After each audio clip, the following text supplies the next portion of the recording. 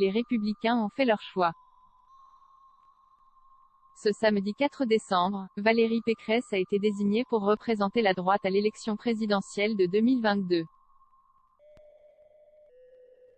La course à l'Élysée est donc officiellement lancée pour la présidente du Conseil régional d'Île-de-France. Une première pour son parti, jusqu'alors représenté par des hommes lors du scrutin. Elle a bénéficié du soutien des grands noms du parti dont Xavier Bertrand et Éric Ciotti, qu'elle a d'ailleurs affronté au second tour. Mais un autre homme la soutient coûte que coûte, son mari Jérôme, qu'elle a épousé en 1994. Et Ségolène Royal l'a bien remarqué. Dans une interview accordée au quotidien Le Parisien, ce dimanche 5 décembre, cette dernière n'a donc pu s'empêcher de lancer un nouveau tacle à son ex-compagnon François Hollande. Valérie Pécresse, elle, a un mari qui la soutient, c'est un atout considérable, a-t-elle déclaré, avec une amertume qui se devine entre les lignes.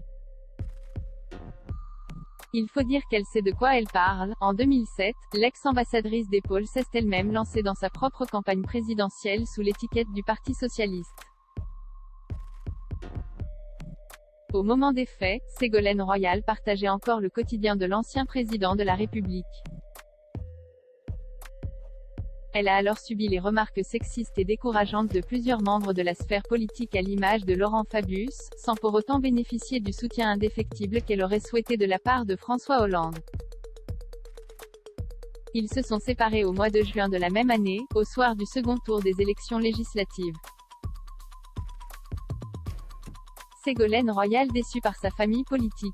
C'est donc avec espoir qu'elle observe de près le comportement des hommes politiques entourant Valérie Pécresse.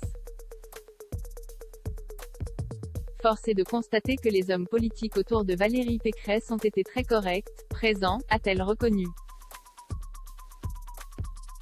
Désormais, Ségolène Royal estime que les comportements dont elle a été la cible ne seraient plus cautionnés en cette année 2021, en raison de la montée en puissance du mouvement féministe, plus particulièrement depuis le mouvement Croisillon-MeToo. Si un homme de droite tenait un propos aussi sexiste au sujet de Pécresse, il serait sanctionné, dégagé de la campagne. Et si elle est peu avare en hostilité à l'encontre de François Hollande, elle admet qu'il n'a pas été le seul ténor de sa famille politique à l'avoir déçu.